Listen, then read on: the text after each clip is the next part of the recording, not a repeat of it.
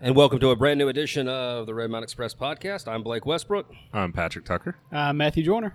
And JD's not here. Again. I mean, he's out I miss him. Playing guitar somewhere, probably trying to provide food for his family. Yeah, I mean, he did say he had a gig. How selfish is that? Well, how selfish is it of us that we're not there watching him and supporting him? That's very true. I think he's at Saul's Juke Joint. Yeah, I would go there. Yeah, good barbecue. Get a dangerous bushwhacker. You know what, man? Those things are dangerous. They're very dangerous. They're so good, and then all of a sudden they hit you. And they're pure alcohol. Absolutely. There's no filler in there. No. Yeah. One of our mutual friends, Chris Beecham, loves those bushwhackers over there. I'm a fan. Beecham Woodworks. Of Beecham Woodworks. That's it. There you go. How was y'all's week so far?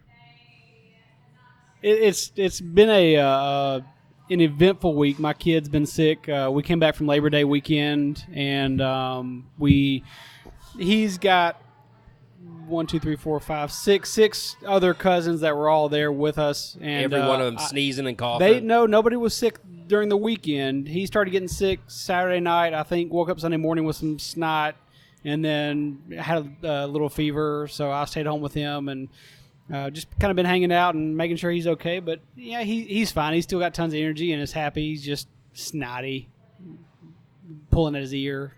We got him checked out. He's good though. Little kid stuff. Yeah. It's just called the crud. Oh yeah. They'll have it for the daycare crud, the cousin crud, They'll have that for the next few years. It's called an immune booster. I mean, yeah. Starting them out right. What about you, Blake? Have you had an eventful week? Not really. I've been working. You know, I did go down to Montgomery. My dad had a stent put in, but he's doing great, so he's feeling really good. That's good to hear. Yeah.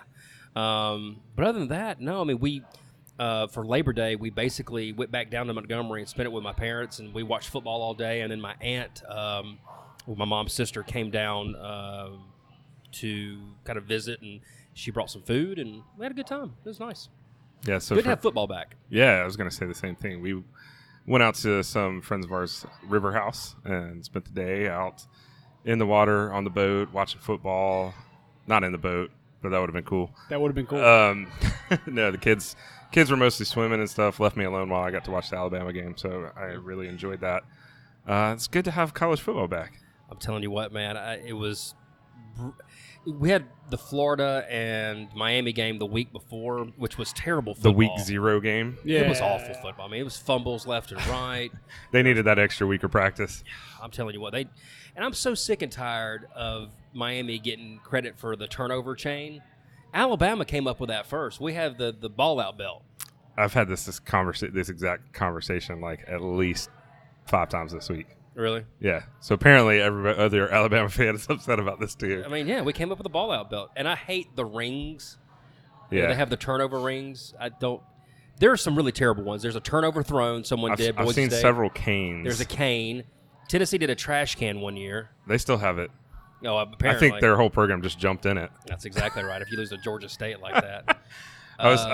Here's a fun fact for you. The last time Tennessee beat Alabama, Georgia State didn't have a football program. I read that, yeah. I read that. I remember that game, 2006. Sadly, I do too. Yeah.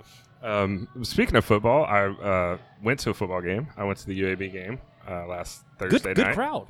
Very good crowd. There was about 40,000 people. I think it was right at 39,000 something. Wow.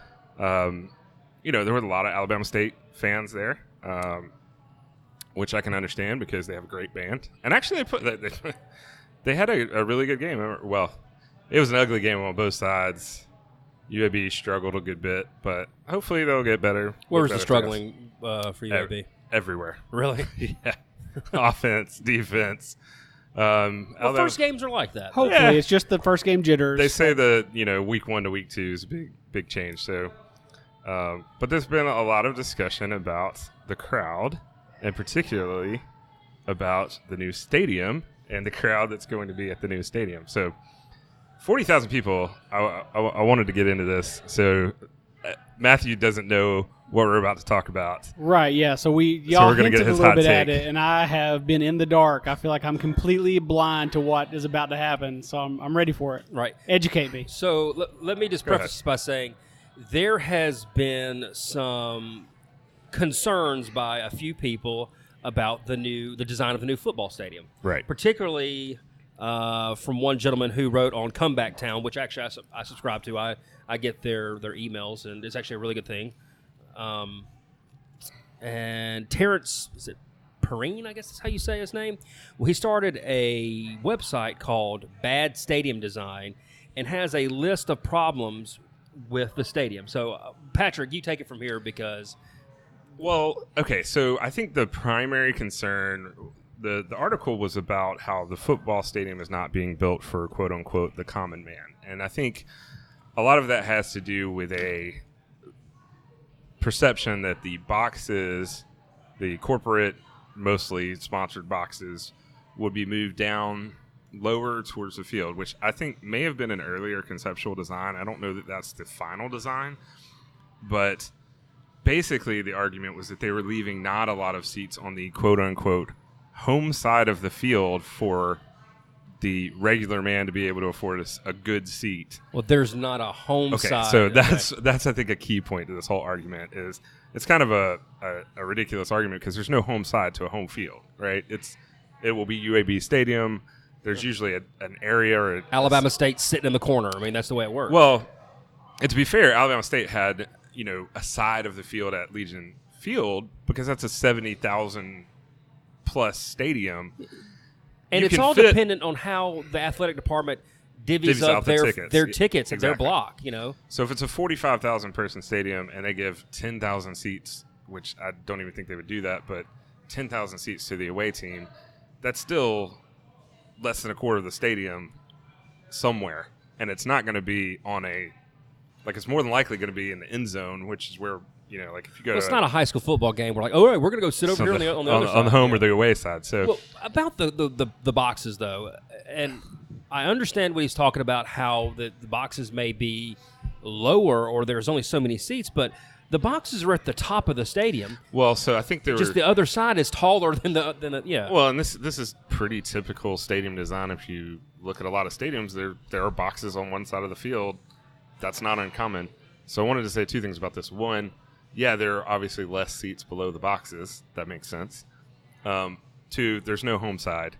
Three, this is actually a stadium that is being built by the city of Birmingham, not exclusively for the use of UAB. I mean, UAB will rent the stadium for their games, but this stadium will be used for other sporting events, concerts, and many other things. And without those corporate boxes being pre-sold, there is no stadium. Yeah. So I don't understand the complaint here, really. It's like someone else addressed this and said that, maybe we should put the corporate boxes in the end zone. Okay. Well, that's first of all, nobody wants to pay I would for a say corporate box that in the end zone. that doesn't happen. But I'm sure someone's going to say, well, the Alabama Crimson Tide have the zone. Well, they also have boxes. They have actually 2 rows of boxes on both sides. Yeah. So they're at the top of the stadium where they're supposed to be. They're below the press box. That's exactly. There is nothing about design. This design for me was like, this is just. It just didn't pop in my mind when I saw this. Yeah, I can kind of. I don't know. I was interested to hear Matthew's take on this because I felt like Blake and I would kind of be on the same side on this, and I wasn't sure that Matthew. There's a couple more. There's one more thing that was in his website. It says the stadium is not visible from I-5920. Since the press box is being built so low, the stadium will be viewable from 5920. Being visible from 5920, this stadium should be a symbol of the city as much as Vulcan. Why hide our new stadium? Well, it's about the land you buy. I mean, it's kind of you can't just put a stadium wherever you want to. There's a lot of things that go in. Well, we could have moved the interstate. I understand his argument about wanting to see the stadium, but I don't think people are going to be driving down 2059 and be like, there's a I'm going to pull off here. I 100% agree with you. Okay. I think that's a ridiculous comment. I don't see the point of that at all. I mean, you can't just build a stadium wherever you want just because and why would you want it next to the interstate anyway? It's close enough. I mean, there's an exit to Uptown. But you will see that stadium from the... Yeah, I mean, you will. Yeah. I don't know. That's a ridiculous Okay, all right. Hot take, go. All right. So to make sure that I've understood correctly and can kind of summarize, he's upset because of his conception or idea that the stadium won't have enough good home seats, and he's judging that by he's discounting the seats that are in the corners or in the end zones and only counting one side of the stadium at a certain level. So he's out of out of what 20,000 seats, he's only counting like 2,500 as quote unquote good seats. All right, and then so the next argument is that he's mad that the press boxes aren't up high enough to make it more visible from the interstate. But also the press boxes are too low because it takes away home seating. Right, he wants to push the press boxes up to give more home seating for like the common man. And to make it more visible, like create a higher stadium wall to be more visible. A stadium for... No. I just want to summarize the argument. You're right so far. You're there. Okay. So are there any other good examples of collegiate stadiums that fit what he's describing? So I was thinking about stadiums, what he was talking about, that he thinks are bad stadiums. Yeah. And the one I came up with, there's actually one that I later saw that he hates too, was Levi Stadium in the Bay Area, is where the 49ers play. The national championship, which I will try to forget one of these days, was played there as well. Their stadium is down low. Well, I think what he was talking about is how someone had died there because they had heat stroke. Well, I mean... Well, okay, so that's probably happened at Bryant Denny. As y'all were talking, I kind of glimpsed or scanned across the article a little bit. I saw he had one line about, if he brings his family, is he supposed to sit on the visitor side in the sun? And I'm thinking of the times I've gone to like Auburn games or even in Tuscaloosa. Like that's just depending on the time of day you're there. Like the sun moves. So if you're playing a morning game, the sun's going to be on one side. You play an afternoon game, it's going to be. If you play a night game, there's not going to be any sun. Right. So unless you have a dome or you're playing at night, somebody's getting the sun. It's not necessarily. This is why we should have built a dome, guys. We're not getting back into that one. Man, that harkens back to like episode 2. But that people went there. People went back there. Okay, I get the argument. I get the idea that you want more quote unquote seats for the common man. That excludes seats. But I would say the seats for the common man has nothing to do with the stadium design. It has to do with those who are selling tickets. Ticket prices. And exactly. Mark Ingram of UAB has said over and over again, we have one of the most affordable tickets in the country. We're going to keep it that way, and I think it shows that by our attendance at the last game, and they do. So what I'm saying is, I get the idea. I don't think it applies to what I've seen of the designs of the stadium so far, or any conception for any football game I've been to, collegiate football game. Like there's not been a home side or a visitor side. I've sat on both sides of the stadium in Auburn, and I've only been to Tuscaloosa once. I didn't really pick a visitor side ticket. So I don't think that has any real merit to the argument. And to totally discount like corner seats or end zone seats is kind of silly too. Like maybe they'll discount those tickets. Maybe the more common man will be able to get affordable tickets on the end zone. Like, and I would say at Bryant Denny, the end zone, the one end zone is student seating. Yeah. Typically, half of the, or same actually 3/4 of the 3/4 one side of the end zone, all the way over to a certain side in the. Trying to think what side that is, east or west, but is student. Right. Right. So I would assume you would have a student section here as well. You'd hope so. Right. I don't know. I don't get it. I think it's all sort of based on, and I think somebody pointed out that I don't think anybody has released a final renderings of exactly what the stadium looks like. So, well, if you look at the bottom one of the printouts for you that I sent you guys, I don't think the press box and the boxes are considerably low. I think they're right where they're right at the top of the stadium. Because for the size of our stadium, one side of the stadium is going to be taller, have an upper deck than the other side. That's just the way the design of the. So I mean, I guess you could put the boxes on the other side. That doesn't make any sense. You'd have the same problem. Absolutely. I think it looks awesome. Honestly, I think this is it's a ridiculous argument. There's no merit to this argument. All right. So again, I was looking over the article a little bit as y'all were talking, trying to catch up a little bit while y'all were talking about it. And here's where I take the most issue with this. Is there's a quote in here from him where he says, "Am I going to be forced to sit in the end zone? The corners are on the visitor side in the sun. I feel like I'm being sent to the back of the bus and I won't be alone." Come on. It's a football stadium, man. This is not a social justice issue. We're talking about you don't like the idea of where the seats are going to be in the stadium from your conception of it, and that's not even a reality yet. So let's wait and see how the tickets are sold and like what seats are available and how it actually looks when the stadium is there before we start like really jumping to those kind of weird conclusions. I'm not sure. Like maybe this guy's going to run for political office soon, so he's trying to do. I don't know anything about this guy. I don't either. I think that's a strong line, though. That doesn't make any sense. I mean, you go to any football game in the world, anywhere, and 50-yard line tickets cost more than the tickets in the end zone or in the corners. Like, you wanna go to a Barons game, if you want to sit behind home plate, it costs more than sitting down the third baseline. And why should UAB be different? Like, why? Absolutely not. They should not be. I mean, you want a bad football experience all around? Go to Neyland Stadium. Not only are you in a seat that's a foot – no, seriously. Like, no, I know. Neyland Stadium, their seats are like a foot wide.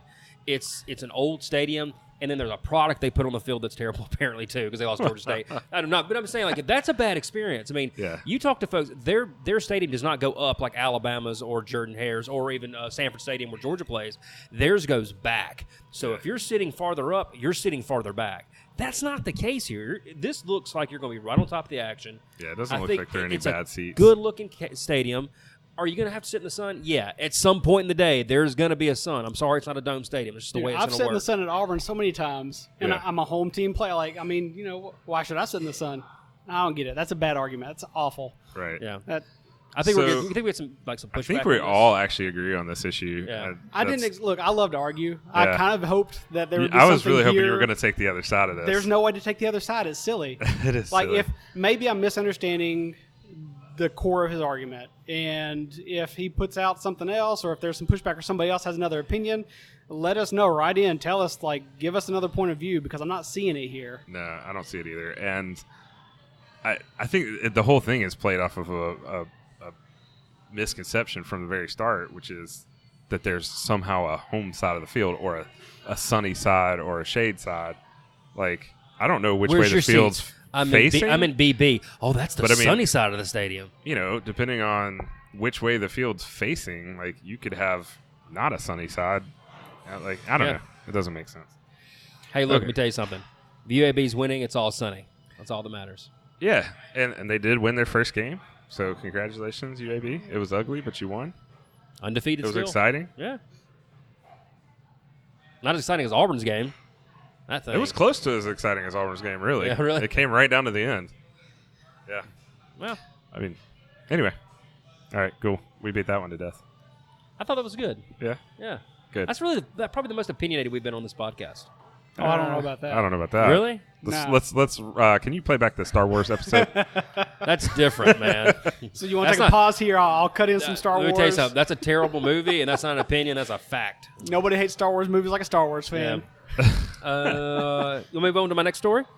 Yeah, can we do that? Yeah. So, a story that I saw that kind of is really effective because it's traffic in Birmingham, and we all talk about traffic. Is the Hoover mayor is proposing to buy some land for a new 459 interchange. So, if you're ever coming down that area of the interstate in the afternoon, it is a madhouse because people are trying to get off on the 150 exit, which is Hawkins Parkway, goes up to South Shadescrest. A lot of people live up there.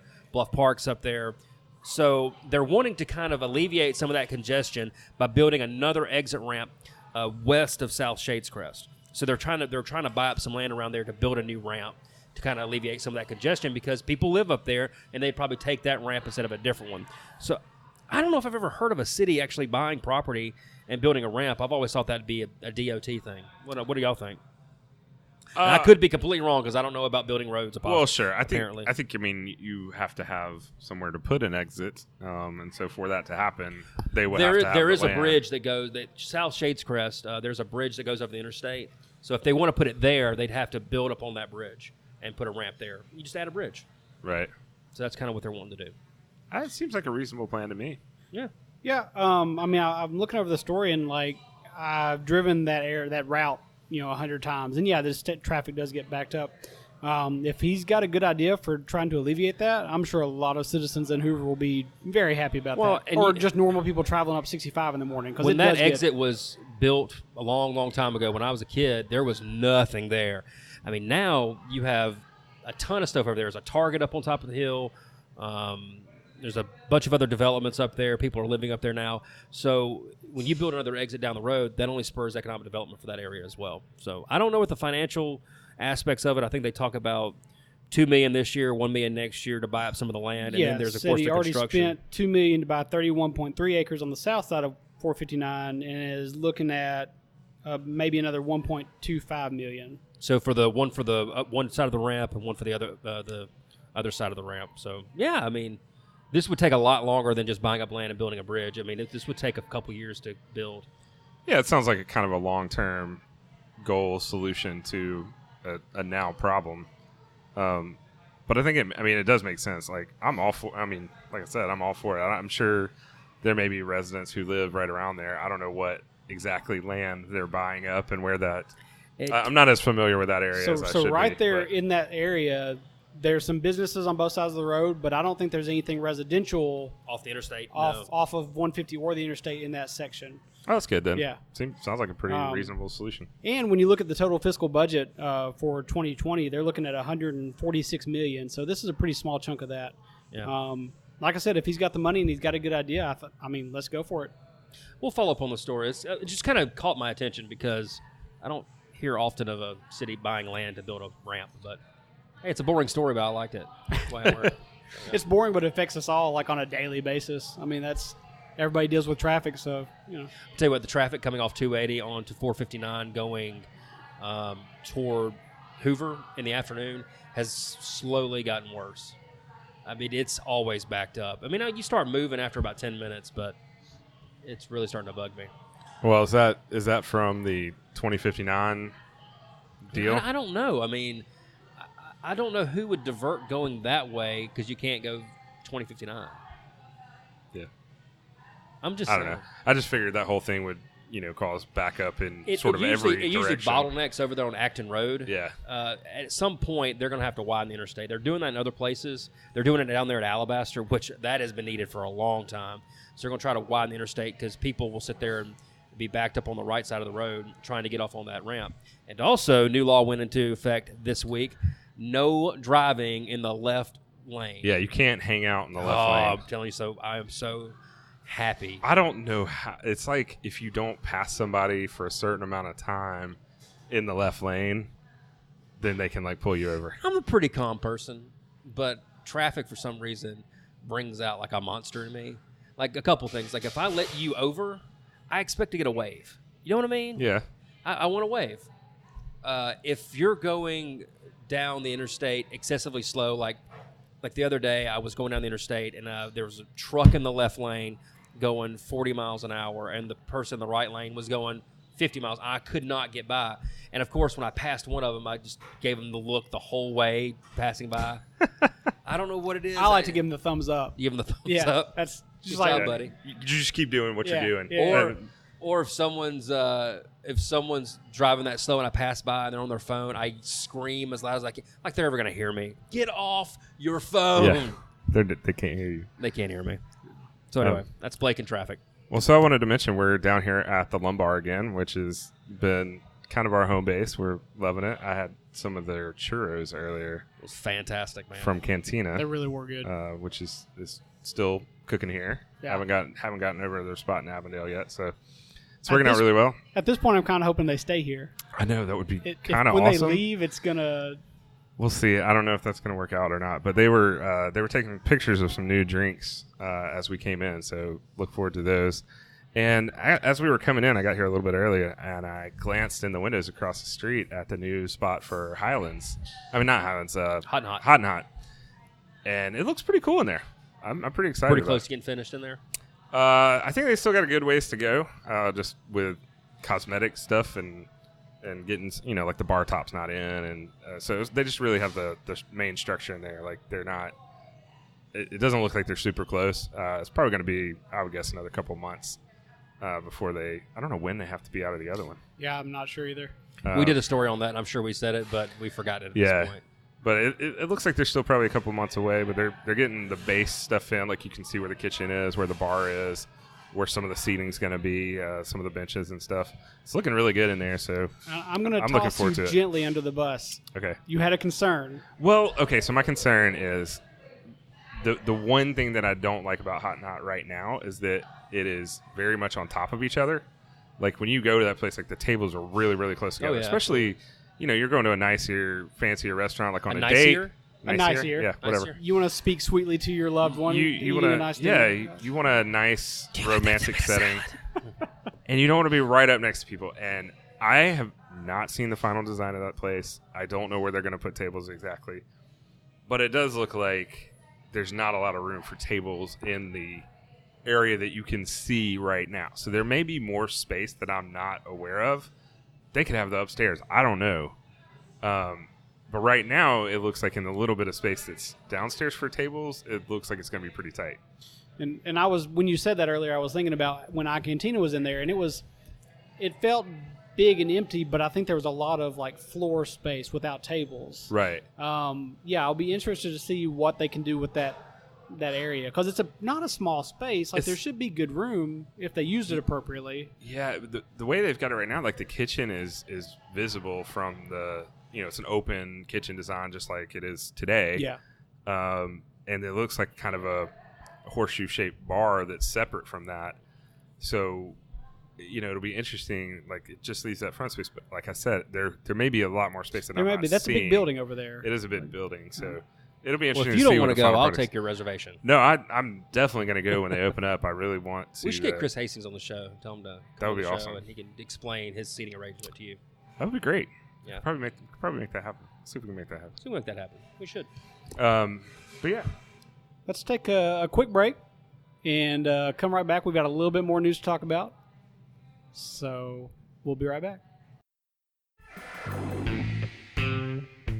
Beecham Woodworks is a locally owned and operated wood shop in Birmingham, Alabama, specializing in custom furniture and small home goods. Chris and K&M Beecham create a wide variety of unique pieces of all sizes, ranging from cutting boards to farmhouse tables. Using wood sourced from Alabama sawmills, Beecham Woodworks creates affordable quality pieces that will be a one-of-a-kind fixture for your home. So support your local woodworker and visit redmountainexpress.com/woodworks or check them out on their Facebook and Instagram accounts. Beecham Woodworks, turning your house into a home. And welcome back to the second half of Red Mountain Express podcast. Do you like how I did that? Very smooth. I did. I just brought us back in, and you weren't even ready for it. I'm never ready for it. That's the way it works. So we have the last story on the show. Randall Woodfin, the mayor of Birmingham, who we've had on the show, check it out in the archives, has unveiled a tuition assistance program. Is that kind of what it really is? Yeah, I would say that's a good description. So explain it, Patrick, because you explained it off the air a lot better than I could. Okay, so it's called the Birmingham Promise, and it is an initiative for graduating students of Birmingham City Schools that is essentially committing to saying that any student who attends Birmingham City Schools for 12 years, from first grade through 12th grade, can go to any in-state 2 or 4 year college and will not have expenses, or not have. That's not right. Not have. They will have no debt, basically. No tuition. Yeah, no 100% tuition. free tuition. Free tuition, right? And the thing is, this is called, the way that they're setting this up. It's not a scholarship program. It is not a grant, or I guess it could probably be called a grant, but basically it's last dollar funding. And what that means is that any of these students would have to go apply for financial aid and would have to exhaust those options first, apply for scholarships, apply for financial aid and grants from federal programs, and then if they still have expenses left over, Birmingham will pay for those. I think it's a really interesting idea. It's based off of very similar programs in other cities. I think Buffalo, I think in the story in the Birmingham Journal, Business Journal is what it said. Yeah, so Buffalo, I think, is the primary example of this. But it's really just, it's an interesting idea. I like the idea. I think that, there were a lot of questions about this. In fact, John Archibald wrote an article about this, and he was kind of very skeptical that, one, it's a lot of hoops to jump through in order to get this funding. So, you have to apply and exhaust all these other options first before you can get this funding. You also have to go to the Birmingham City Schools for 12 years, or else it gets prorated. So if you jump to Birmingham City Schools for your last year of high school and then go to Alabama, you're not getting all your tuition paid for. You would get 1/12 of whatever the remainder is of your stuff paid for, which is not nothing. So it's kind of done that way to prevent people from gaming the system. Yeah. and just jumping over to Birmingham City Schools and be like, hey, pay for college. It is dependent on, it is a public-private partnership funding. So I think partially that is because the city can't just give money to people directly. Yeah, so they have to go through, I think it's United Way, right? Yeah, I think they're partnering with United Way of Central Alabama to actually provide the funding to the students. But Birmingham is putting up, I think they're committed to $10 million over the next 5 years. So that's $2 million a year for the next 5 years. And then they are relying on, the other part of this is private funding. So they're planning to get private investors and corporate investors to help fund this program. And I believe they can. I really do. I think this is a really cool initiative. I think it's a good initiative. It also looks a lot at apprenticeships and internships and things like that. So getting people into trades and skills. If they choose not to go to a 4-year or a 2-year college right out of school. So I think it addresses a lot of the needs, which is, one, people who are wanting to come out, Randall Woodfin said there are basically 3 options. You can go right into the workforce, you can go to school. I don't know what the other option was. Sorry, do nothing, I guess.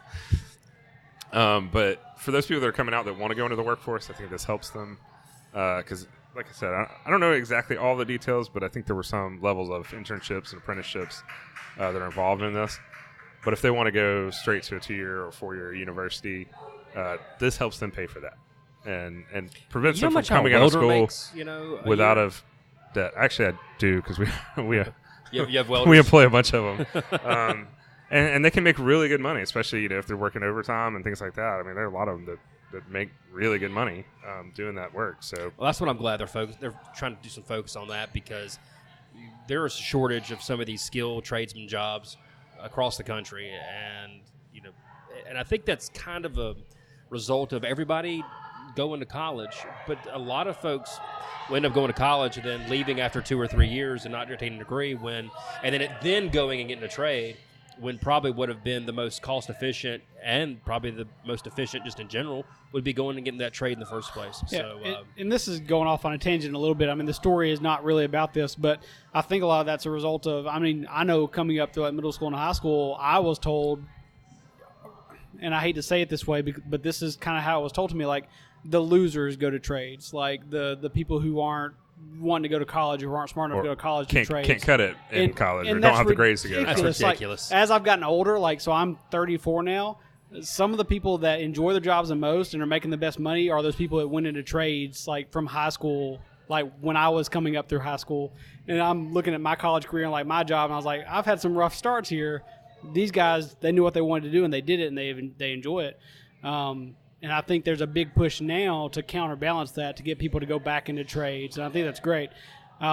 This program, the fact that they're opening up that option to be able to allow you to say, yeah, I want to do a trade and have my apprenticeship or my internship paid for, that's huge. On top of just the idea that if you're somebody who has grown up in the Birmingham City School system, up until now, there's a large chance that you probably felt like you couldn't afford college, like, in any way, shape, or form, and this is huge for those people.